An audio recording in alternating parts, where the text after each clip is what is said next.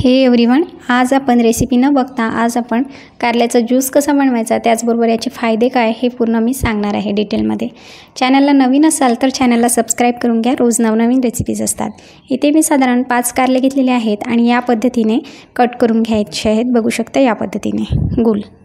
कारल्याच्या ज्यूसमुळे मधुमेहावर नियंत्रण ठेवता येते, म्हणजेच डायबिटीजचे पेशंट असाल त्यांनी जर कारल्याचा ज्यूस पिले तर साखरीचं प्रमाण जे आहे ते कारल्याच्या ज्यूसमुळे कमी होते।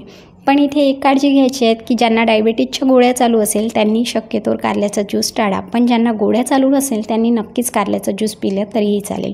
जर डायबिटीजसाठी गोळ्या चालू असेल तर काय होतं, कारल्याच्या ज्यूसमुळे एकदम साखरेची पातळी खूप कमी प्रमाणात होते, त्यामुळे शरीराला धोकासुद्धा होऊ शकतो। त्यामुळे ज्यांना गोळ्या चालू आहेत त्यांनी कारल्याचा ज्यूस पिऊच नाही, म्हणजेच टाळा। आणि ज्यांना गोळ्या चालू नसेल त्यांनी कारल्याचा ज्यूस पिले तरीही चालेल। तर ही मी तुम्हाला एक महत्त्वाची अशी गोष्ट सांगितलेली आहे।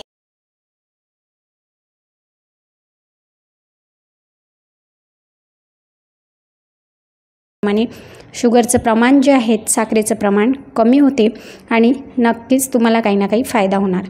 त्या यामध्ये मी अर्धा चम्मच मीठ आणि लिंबूचा रस टाकणार आहे। त्याचप्रमाणे 1.5 वाटी यामध्ये पाणी टाकून आपल्याला हे मिक्सीमधून मस्त सॉफ्ट अशी पेस्ट काढून घ्यायची आहे, ज्यूस काढून घ्यायचं आहे।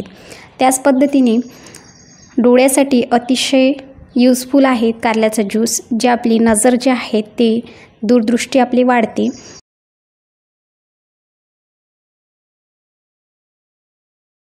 कारल्याच्या ज्यूसमुळे पोटाचे सुद्धा विकार कमी होतात, त्यामुळे नक्कीच तुम्ही सकाळी 4 ते 5 चम्मच जरी हा रस पिले तर नक्कीच तुम्हाला फायदा होणार। आता जास्तीत जास्त प्रमाणात गॅसेसचा प्रॉब्लेम, त्याचप्रमाणे पोटाचा विकार वाढलेला आहे, त्यामुळे तुम्ही कारल्याचा ज्यूस नक्की करून घ्या आणि नक्कीच नियमित तुम्ही सकाळी उठल्यावर कारल्याचा ज्यूस। तर यामुळे तुम्हाला खूप सारे फायदे होणार आहेत। एक म्हणजे ज्यांना डायबिटीज असेल, शुगर असेल, त्यांना मधुमेहावर नियंत्रण ठेवता येते। त्याच पद्धतीने डोळ्याची दृष्टीसुद्धा वाढते, त्वचेसाठी सुद्धा अतिशय उपयुक्त कारल्याचा रस आहे। आणि त्याच पद्धतीने गॅसेसचा प्रॉब्लेम असेल किंवा पोटाचा काही विकार असेल तर हा कारल्याच्या ज्यूसमुळे कमी होते। झाले फायदे आणि एक तोटासुद्धा सांगितलेला आहे, तर नक्कीच तुम्ही लक्षात घ्या।